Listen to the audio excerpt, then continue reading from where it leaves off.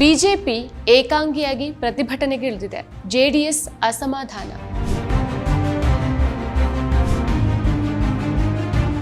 BJP JDS ನಡುವೆ ಎಲ್ಲವೂ ಸರಿ ಇಲ್ವಾ? ಹೊಂದಾಣಿಕೆಯ ಹೋರಾಟ ದೂರದ ಮಾತಾಯ್ತಾ? ಘಟನೆಯಿಂದ ಮೈತ್ರಿಯ ಭವಿಷ್ಯ ಏನಾಗಬಹುದು? ಚನ್ನಪಟ್ಟಣ ಉಪಚುನಾವಣೆ ಮೂಡ ಆಯಿತು, ಈಗ ಬೆಲೆ ಏರಿಕೆ. ನಮಸ್ಕಾರ, ಈ ದಿನ .comಗೆ ಸ್ವಾಗತ. ನಾನು ಶ್ರೀ ಪವಿತ್ರ. ಕರ್ನಾಟಕದಲ್ಲಿ ಬೆಲೆ ಏರಿಕೆಯ ವಿರುದ್ಧ ಜನರ ಆಕ್ರೋಶ ಹೆಚ್ಚುತ್ತಾ ಇದ್ದಂತೆ ರಾಜ್ಯ ರಾಜಕೀಯದಲ್ಲಿ ಹೊಸ ತಿರುವು ಉಂಟಾಗಿದೆ. ಪ್ರತಿಪಕ್ಷಗಳಾದ ಬಿಜೆಪಿ ಮತ್ತು ಜೆಡಿಎಸ್ ಈ ಎರಡೂ ಪಕ್ಷಗಳ ನಡುವೆ ಮೈತ್ರಿಯ ಸಮನ್ವಯದ ಕೊರತೆಯಿಂದಾಗಿ ಒಡಕು ಸ್ಪಷ್ಟವಾಗಿ ಕಾಣಿಸ್ತಾ ಇದೆ. ಮೈತ್ರಿ ಪಕ್ಷ ಅಂದಮೇಲೆ ಒಗ್ಗಟ್ಟಾಗಿ ಹೋರಾಟ ಮಾಡಬೇಕು. ಅದರ ಬದಲು ಈಗ ಬಿಜೆಪಿ ಏಕಾಂಗಿಯಾಗಿ ಪ್ರತಿಭಟನೆಗೆ ಇಳಿದಿದ್ದು ಜೆಡಿಎಸ್ಗೆ ಹೋರಾಟದಲ್ಲಿ ಭಾಗವಹಿಸುವ ಆಹ್ವಾನವೇ ಸಿಗದೆ ಇರೋದು ಈ ಮೈತ್ರಿಯ ದುರ್ಬಲತೆಯನ್ನ ಎತ್ತಿ ತೋರಿಸುತ್ತೆ. ಬಿಜೆಪಿ ಜೆಡಿಎಸ್ ಮಧ್ಯೆ ಏನಾಗ್ತಾ ಇದೆ ಹಾಗಾದ್ರೆ? ಮೈತ್ರಿಯಲ್ಲಿ ಎಲ್ಲವೂ ಸರಿ ಇಲ್ವಾ? ಮೈತ್ರಿಯ ಭವಿಷ್ಯ ಎಲ್ಲಿಗೆ ಹೋಗಿ ಮುಟ್ಟಬಹುದು? ಈ ಬಗ್ಗೆ ಇವತ್ತಿನ ವಿಡಿಯೋದಲ್ಲಿ ಚರ್ಚೆ ಮಾಡ್ತಾ ಹೋಗೋಣ. ಅದಕ್ಕೂ ಮೊದಲು ನೀವು ನಮ್ಮ ಚಾನಲ್ಗೆ ಸಬ್ಸ್ಕ್ರೈಬ್ ಆಗಿಲ್ಲ ಅಂತಂದ್ರೆ ಈ ಕೂಡಲೇ ಸಬ್ಸ್ಕ್ರೈಬ್ ಮಾಡ್ಕೊಳ್ಳಿ. ಹಾಗೆ ಪಕ್ಕದಲ್ಲಿರುವಂತಹ ಬೆಲ್ ಐಕಾನ್ ಕ್ಲಿಕ್ ಮಾಡೋದನ್ನ ಯಾವುದೇ ಕಾರಣಕ್ಕೂ ಮರಿಬೇಡಿ. ಬೆಲೆ ಏರಿಕೆ ವಿರುದ್ಧ ಅಹೋರಾತ್ರಿ ಪ್ರತಿಭಟನೆ ಸಂಬಂಧ ದೋಸ್ತಿಗಳ ಮಧ್ಯೆ ಅಸಮಾಧಾನ ಮೂಡಿದಂತಿದೆ.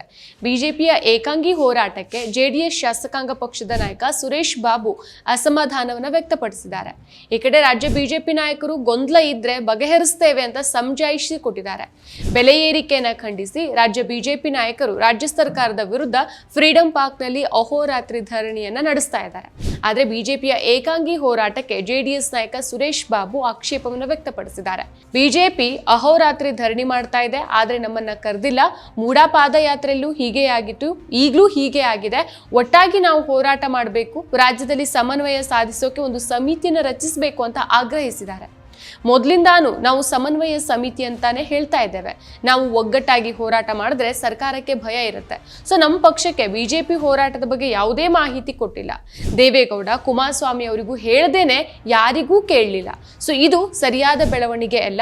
ಇಬ್ರು ಸಹ ಒಟ್ಟಾಗಿ ಹೋಗ್ಬೇಕು. ಈ ನಿಟ್ಟಿನಲ್ಲಿ ಎರಡೂ ಪಕ್ಷಗಳು ಕೂತ್ ಮಾತಾಡಬೇಕು ಅಂತ ಹೇಳಿದ್ದಾರೆ. ಇನ್ನು ಜೆಡಿಎಸ್ ಅಸಮಾಧಾನದ ಬಗ್ಗೆ ಪ್ರತಿಕ್ರಿಯಿಸಿದ ಬಿಜೆಪಿ ರಾಜ್ಯಾಧ್ಯಕ್ಷ BY ವಿಜೇಂದ್ರ, ರಾಜ್ಯ ಸರ್ಕಾರ ಬೆಲೆ ಏರಿಕೆ ಮಾಡಿದ್ರೆ ತಕ್ಷಣವೇ ಸ್ಪಂದಿಸಬೇಕಾದದ್ದು ವಿಪಕ್ಷಗಳ ಕರ್ತವ್ಯ. ನಾನು ನಿಖಿಲ್ ಕುಮಾರಸ್ವಾಮಿ ಅವರ ಹೇಳಿಕೆನ ಗಮನಿಸಿದ್ದೇನೆ.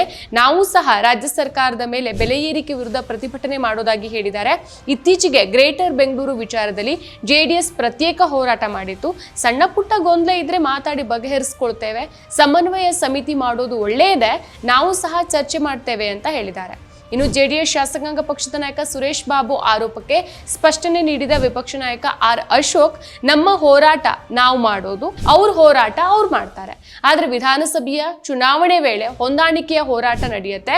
ನಮ್ಮ ನಡುವೆ ಹೀಗೆಯೇ ಮಾತುಕತೆ ನಡೆದಿರೋದು ಅಂತ ಕೂಡ ಹೇಳಿದ್ದಾರೆ.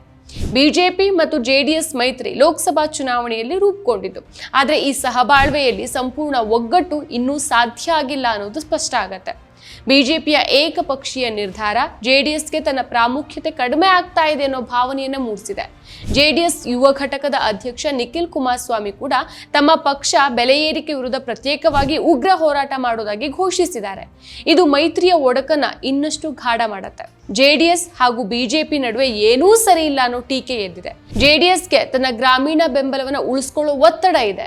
ಆದರೆ ಬಿಜೆಪಿ ಪ್ರೊಟೆಸ್ಟ್ ಮಾಡ್ತಾ ಇರುವಾಗ ಜೆಡಿಎಸ್ ಸೈಲೆಂಟ್ ಆಗಿರೋದು ಜೆಡಿಎಸ್ನ ರಾಜಕೀಯ ಇಮೇಜ್ಗೆ ಧಕ್ಕೆ ತರುತ್ತೆ. ಆದರೆ ಬಿಜೆಪಿಯ ಏಕಾಂಗಿ ನಡೆಯಿಂದಾಗಿ ಜೆಡಿಎಸ್ ತನ್ನ ಪ್ರತಿಭಟನೆಯನ್ನು ಪ್ರತ್ಯೇಕವಾಗಿ ಆಯೋಜಿಸುವ ಸಾಧ್ಯತೆ ಇದೆ. ಇದು ಮೈತ್ರಿಯ ಉದ್ದೇಶವನ್ನೇ ಪ್ರಶ್ನಿಸುತ್ತೆ. ಈ ಘಟನೆಯಿಂದ ಮೈತ್ರಿಯ ಭವಿಷ್ಯ ಏನಾಗಬಹುದು ಅನ್ನೋ ಚರ್ಚೆ ಶುರುವಾಗಿದೆ. ಲೋಕಸಭಾ ಚುನಾವಣೆ ಟೈಮ್ನಲ್ಲಿ ಒಟ್ಟಾಗಿ ಕೆಲಸ ಮಾಡಿದ ಬಿಜೆಪಿ ಜೆಡಿಎಸ್ ರಾಜ್ಯ ಮಟ್ಟದಲ್ಲಿ ಸಣ್ಣ ವಿಷಯಗಳಲ್ಲೂ ಸಹ ಸಮನ್ವಯ ಸಾಧಿಸೋಕೆ ವಿಫಲರಾಗಿದ್ರೆ ಭವಿಷ್ಯದಲ್ಲಿ ದೊಡ್ಡ ಚುನಾವಣೆಗಳಲ್ಲಿ ಒಗ್ಗಟ್ಟಾಗಿ ಎದುರಿಸೋಕೆ ಕಷ್ಟ ಆಗಬಹುದು. ಜೆಡಿಎಸ್ನ ನಾಯಕ HD ಕುಮಾರಸ್ವಾಮಿ ಈಗಾಗಲೇ ಈ ಹಿಂದೆ ಬಿಜೆಪಿಯ ಕೆಲವು ನಡೆಗಳ ಬಗ್ಗೆ ಅಸಮಾಧಾನ ವ್ಯಕ್ತಪಡಿಸಿದ್ರು ಮತ್ತು ಈ ಘಟನೆ ಆ ಭಾವನೆಗೆ ಮತ್ತಷ್ಟು ಪುಷ್ಟಿ ಕೊಡುತ್ತೆ. ಈ ಮನಸ್ತಾಪ ಈಗಾಗಲೇ ಎರಡೂ ಪಕ್ಷಗಳ ಕಾರ್ಯಕರ್ತರ ಮೇಲೆ ಪರಿಣಾಮ ಬೀರ್ತಾ ಇದೆ. ಬಿಜೆಪಿ ಕಾರ್ಯಕರ್ತರು ತಮ್ಮ ಪಕ್ಷದ ಏಕಾಂಗಿ ಹೋರಾಟವನ್ನ ಸಮರ್ಥಿಸಿಕೊಳ್ತಾ ಇದ್ರೆ ಜೆಡಿಎಸ್ ಕಾರ್ಯಕರ್ತರು ತಮ್ಮ ಪಕ್ಷವನ್ನ ಕಡೆಗಣಿಸಲಾಗ್ತಾ ಇದೆ ಅಂತ ಭಾವಿಸ್ತಿದ್ದಾರೆ. ಸೊ ಒಟ್ಟಾರೆಯಾಗಿ ಬಿಜೆಪಿ ಮತ್ತು ಜೆಡಿಎಸ್ ನಡುವಿನ ಮನಸ್ತಾಪ ಕೇವಲ ಒಂದು ಘಟನೆಗೆ ಮಾತ್ರ ಸೀಮಿತ ಆಗಿಲ್ಲ. ಇದು ಎರಡೂ ಪಕ್ಷಗಳ ರಾಜಕೀಯ ಆದ್ಯತೆಗಳು ಮತ್ತು ಸಂವಹನದ ಕೊರತೆ ಒಂದು ಪ್ರತಿಬಿಂಬ ಆಗತ್ತೆ. ಈ ಮೈತ್ರಿಯ ಭವಿಷ್ಯ ಈ ಸಮಸ್ಯೆಗಳನ್ನ ಎದುರಿಸೋ ರೀತಿಯ ಮೇಲೆ ಅವಲಂಬಿತ ಆಗಿರುತ್ತೆ.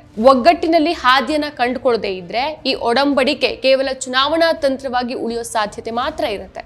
ಇನ್ನು ಈ ಹಿಂದೆ ಬಿಜೆಪಿ ಮುಖ್ಯಮಂತ್ರಿ ಸಿದ್ದರಾಮಯ್ಯ ಅವರ ವಿರುದ್ಧ ಮೈಸೂರು ಭೂ ಹಗರಣದಲ್ಲಿ ಭಾಗಿಯಾಗಿದ್ದಾರೆ ಅಂತ ಆರೋಪಿಸಿ ಮೈಸೂರು ಬೆಂಗಳೂರು ಪಾದಯಾತ್ರೆಯನ್ನು ಆಯೋಜಿಸಿತ್ತು.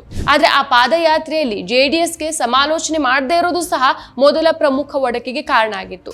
ಇನ್ನು ಕುಮಾರಸ್ವಾಮಿ ಅವರು ತಮ್ಮನ್ನ ಕಡೆಗಣಿಸಲಾಗಿದೆ ಅಂತ ಆಕ್ರೋಶ ವ್ಯಕ್ತಪಡಿಸಿ ಜೆಡಿಎಸ್ ಈ ಪಾದಯಾತ್ರೆಯಿಂದ ಹಿಂದೆ ಸರಿದಿತ್ತು. ಇನ್ನು ಚನ್ನಪಟ್ಟಣ ಉಪಚುನಾವಣೆಯಲ್ಲಿ ಅಭ್ಯರ್ಥಿ ಆಯ್ಕೆಯ ಸುತ್ತ ಮತ್ತೊಂದು ಘರ್ಷಣೆಯೇ ಉಂಟಾಗಿತ್ತು. ಬಿಜೆಪಿಯ ಸಿಪಿ ಯೋಗೇಶ್ವರ್ ಈ ಕ್ಷೇತ್ರದಲ್ಲಿ ಸ್ಪರ್ಧಿಸೋಕೆ ಒತ್ತಾಯಿಸಿದ್ರು. ಆದ್ರೆ ಜೆಡಿಎಸ್ ತನ್ನದೇ ಅಭ್ಯರ್ಥಿ ನಿಖಿಲ್ ಕುಮಾರಸ್ವಾಮಿ ಅವರನ್ನ ಕಣಕ್ಕಿಳಿಸಿತ್ತು. ಈ ವಿವಾದದಲ್ಲಿ ಯೋಗೇಶ್ವರ್ ಬಿಜೆಪಿಯನ್ನ ತೊರೆದು ಕಾಂಗ್ರೆಸ್ ಸೇರ್ತಾರೆ. ಇದು ಮೈತ್ರಿಯ ದುರ್ಬಲತೆಯನ್ನ ತೋರಿಸಿತ್ತು. ಸೊ ಈಗ ನಡೆದಿರುವಂತಹ ಘಟನೆಯಲ್ಲಿ ಬೆಲೆ ಏರಿಕೆ ವಿರುದ್ಧ ಬಿಜೆಪಿ ರಾಜ್ಯದಾದ್ಯಂತ ಪ್ರತಿಭಟನೆಯನ್ನು ಆಯೋಜಿಸಿತು. ಆದ್ರೆ ಜೆಡಿಎಸ್ಗೆ ಆಹ್ವಾನವೇ ಇರಲಿಲ್ಲ. ಇದರಿಂದ ಜೆಡಿಎಸ್ ನಾಯಕರು ತಮ್ಮ ಪಕ್ಷವನ್ನ ಕಡೆಗಣಿಸಲಾಗ್ತಾ ಇದೆ ಅಂತ ಭಾವಿಸಿ ಪ್ರತ್ಯೇಕವಾಗಿ ಹೋರಾಟವನ್ನ ಘೋಷಿಸಿದ್ದಾರೆ. ಇದು ಮೈತ್ರಿಯ ಒಗ್ಗಟ್ಟಿನ ಕೊರತೆಯನ್ನ ಮತ್ತಷ್ಟು ಎತ್ತಿ ತೋರಿಸ್ತಾ ಇದೆ.